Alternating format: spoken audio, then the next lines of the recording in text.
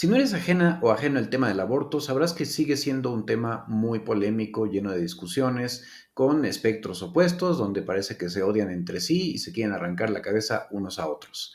Y uno de los que ha dado mucho de qué hablar es precisamente un personaje que se hace llamar MedProChoice, pero no es la única, que incluso se atrevió a sacar una guía definitiva para poder tener un aborto seguro en casa, aún en la clandestinidad.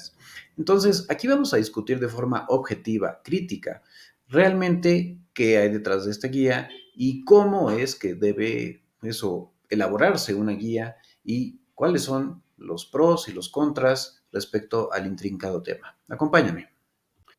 Antes de pasar a profundidad del tema, quiero decirte que si eres una mujer que está buscando abortar, no estás sola y no es la única alternativa de solución que tienes.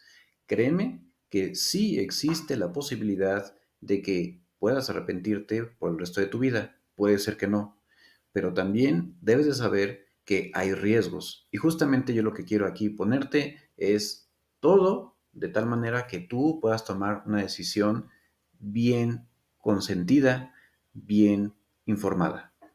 Pero demos un paseo breve a través de esta guía definitiva del aborto seguro en casa, aún en la clandestinidad, que, bueno, pues fue prácticamente solo hecho por MedProChoice, no tuvo ningún revisor, porque incluso acá en el descargo de conflictos de interés, no vamos a buscar el descargo de conflictos de interés. Eh, Pequeño detalle, de hecho no tiene ni siquiera descargo de conflictos de interés, entonces ya empezando por ahí las cosas están mal y justo no hay aparentemente, veamos más acá, estas son las bibliografías. Eh, pues eso es algo muy importante. Siempre en este tipo de documentos, más si estamos hablando de guías, pues para hablar de guías se tiene que hacer un consenso de expertos. Entonces, ella es la única que estuvo involucrada en el desarrollo de este documento, cosa que no demerita su esfuerzo, indiscutiblemente fue un gran esfuerzo el que hizo, y sé que en el fondo su intención es buena, pero no basta tener buenas intenciones. Entonces, bueno, esos son detalles que definitivamente vale la pena resaltar en cuanto a lo que es el desarrollo de una guía. Ahora, aquí empieza con información general. El aborto inducido con métodos modernos es seguro, las complicaciones graves y la mortalidad son raras, ¿ok? Por lo menos, pues dice que sí, puede existir esta situación. El aborto con medicamentos guiados por personal capacitado que no es médico puede ser tan eficaz y aceptable como el brindado por médicos. Entonces, pues ya justo desde ahí estamos con problemas, porque si te están dando una guía para que tú puedas llevar a cabo un procedimiento en el cual evidentemente solamente te vas a basar en una guía que además ni siquiera puede llamársele guía porque no está hecha por un consenso internacional de expertos o al menos nacional, no hubo revisión, pues claramente puede haber muchos problemas que, pues que tienes que considerar. Aquí bueno, dar información científica a distancia sobre el aborto y ofrecer varias opciones de seguimiento pueden reducir los riesgos del aborto. Sí, pueden efectivamente reducir los riesgos del aborto inseguro en un contexto igual legalmente restrictivo. Ok, entonces ya desde aquí hay una contradicción. Entonces, pues sí puede, pero como que sí, como que no. Entonces te está hablando de que sí es inseguro. O sea, empieza a haber aquí una serie de contradicciones. ¿Es válido, seguro y eficaz? Pues quien le entiende. Primero dice que puede ser inseguro, ahora dice que es seguro, aún en la clandestinidad. El uso informal de medicamentos para abortar ha reducido los riesgos asociados con los abortos inseguros. Ok, nuevamente, a ver, ¿es seguro o no es seguro? Luego, aquí dice, no deja secuelas. No hay asociación entre el aborto y el embarazo ectópico posterior, placenta previa, infertilidad, cáncer de mama o problemas psicológicos. ¡Wow! Aquí sí vamos a detenernos porque esta es una aseveración muy peligrosa y no solamente voy a desmentir esto con evidencia, sino que incluso voy a mostrarles que en las mismas guías que se han hecho por expertos, se contradice toda esta información. Bien, en cuanto al embarazo ectópico, que quiere decir que un embarazo sucede fuera del útero o justo en donde debería anidar habitualmente el embrión, y eso pues, no puede tener graves consecuencias. Aquí tenemos un estudio retrospectivo, es del 2014, y bueno, claro que tiene sus deficiencias, vamos a buscar otros estudios, pero pueden ver aquí que en 83 casos estudiados entre el 2006 y el 2011, eh, 83 de 340 mujeres estudiadas tuvieron ellas justo un embarazo ectópico, y vieron aquí cuáles fueron los factores de riesgo. Vean que el fumar es un factor de riesgo importante, el haber tenido previamente embarazo es otro factor de riesgo, y curiosamente aquí aparecen abortos espontáneos.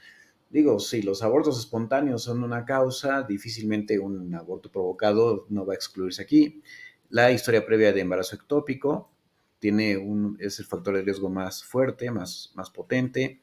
El tener oclusión tubárica, que esto puede ser una consecuencia justo de la manipulación del útero, esto especialmente en quienes requirieron un curetaje o un legrado, porque pues hay abortos, perdón, que finalmente no se logran completar con fármacos y requieren de dicho curetaje.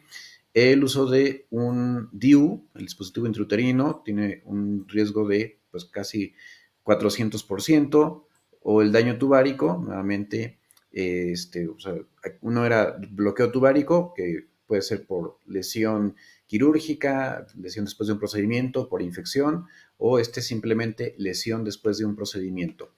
Así que, pues como ven, en realidad es demasiado apresurado y bastante presuntuoso decir que no puede producirse o no aumenta el riesgo de embarazo ectópico. Veamos algún otro estudio.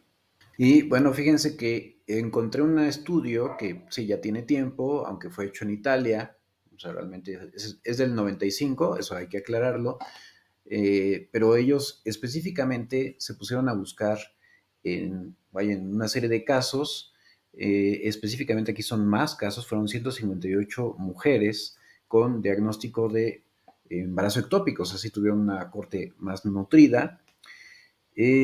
Y aquí lo interesante es que ellos vieron que había un incremento notable de riesgo de embarazo ectópico con mujeres que se habían sometido a aborto inducido. Eran otras técnicas, por supuesto, digo, pero hay que tomarlo en cuenta, no se puede demeritar algo que finalmente está bien documentado. Y vieron aquí que fue hasta de 2.9 mayor veces la posibilidad de pues tener un embarazo ectópico en comparación con los controles sanos. Y bueno, aquí tenemos otro estudio, pero esta vez es prospectivo, o sea, tiene mucho más poder metodológico y mayor poder de evidencia, porque aquí fue un seguimiento a lo largo del tiempo. También es viejito, es del 97, pero el punto aquí realmente, pues, no se minimiza por el hecho de que haya sido en ese tiempo, y especialmente porque estamos hablando de países escandinavos. Vean, Acta Obstétrica Ginecológica Escandinava.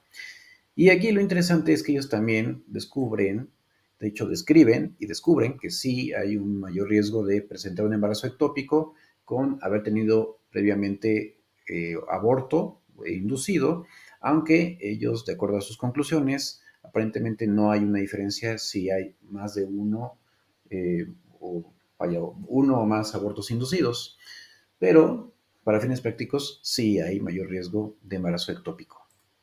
Y bueno, este caso clínico del más ni menos que New England Journal of Medicine de enero del 2023, pues sí que hará que saque chispas por la cabeza, ya saben quién, porque resulta que describe preciso lo que estamos platicando. A una mujer de 22 años que precisamente fue y buscó en internet la manera de pues inducirse el aborto usando mifepristona y misoprostol. Resulta que pues llega por un dolor abdominal, que primero se le atribuyeron a un quiste hemorrágico roto, la mandaron de nuevo a casa, pero 6 días después regresa al hospital por un dolor abdominal que sigue aumentando, y pues que termina en la paroscopia y pues resulta que encuentran un embarazo ectópico roto. Afortunadamente no hubo mayor complicación, pero pues porque ella tuvo un acceso temprano a eso, abordaje médico, pero incluso pasó desapercibido.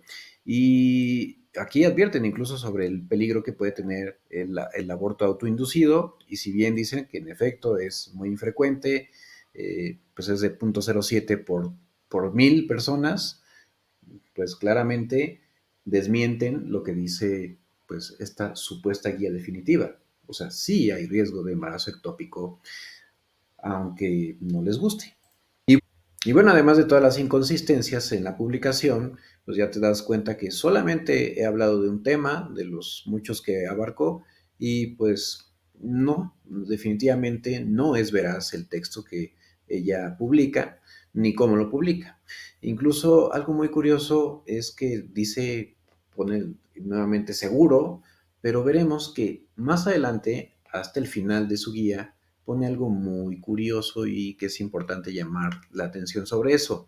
Además, también te voy a mostrar que a pesar de que ella alardea de que usó muchísimas bibliografías, pues en mi propio blog tengo yo más bibliografías para solo un tema, lo cual habla de que no hay un profesionalismo a la hora de realmente estudiar algo tan complejo como es un aborto inducido, y pues ahí se va, ahí se ve cuál es la consecuencia, que no está realmente consciente de todas las posibilidades. Bueno, al menos reconozco el que haya tenido la decencia de hablar de las posibles complicaciones. Sí, aunque le ponga en mayúsculas que es muy raro y todo, pero nuevamente, pues eso, corroborando lo que les platiqué. Eso de llamarle seguro en casa, aún en la clandestinidad, definitivamente es una gran irresponsabilidad. E incluso pues, te dice, acude de urgencia si empapas 2 toallas sanitarias normales por hora durante 2 horas consecutivas. Híjole, pues así como que estarse esperando hasta que eso, y qué tal que el criterio de la chiquilla en cuestión y en el miedo, en la adrenalina, ni siquiera se entera de qué está sucediendo. Entonces, vaya, infección es muy raro. Pues sí, es muy raro que llegue a suceder una infección por el simple uso de fármacos. Pero qué tal que detrás hubo una infección de transmisión sexual que se contagió durante el coito. Y eso se complica y entonces después se genera una enfermedad pélvica inflamatoria y entonces pues aquí no se aclara, por ejemplo, ese detalle. Así que eso deja mucho que desear. Afortunadamente, y eso sí, lo reconozco siquiera, que pone aquí algunos datos que sugieren que puedas estar en problemas. Pero ahora pasemos al tema de la bibliografía, que por cierto fue muy extraño cómo fue citando cada uno de los artículos, porque está muy desordenado, pero bueno, eso pues ya es el modo de cada quien. Entonces, vemos aquí que tiene 73 bibliografías.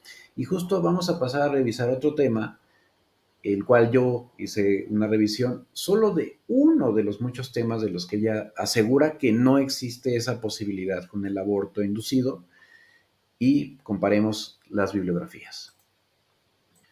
Y bueno, como les comenté, yo tengo un blog en donde hablo de diversos temas, incluyendo uno de estos fue la revisión sobre el síndrome posaborto.